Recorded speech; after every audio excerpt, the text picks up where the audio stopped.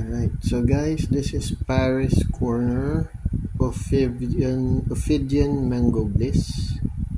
So ito yung presentation niya, yung bottle. If you're wondering, this is a dupe or a clone of Stefan Humbert Lucas, God of Fire. So ano yung prominent na scent or fragrance DNA nito? Actually mango, lemon, yun yung mga nangingibabaw. So talagang pag inamoy mo siya, para siyang amoy mango shake, ripe mango shake. So I bought this for over 2,000 pesos compared naman sa original God of Fire na around almost 15,000 for 50 ml. Ito over 2,000, 100 ml na.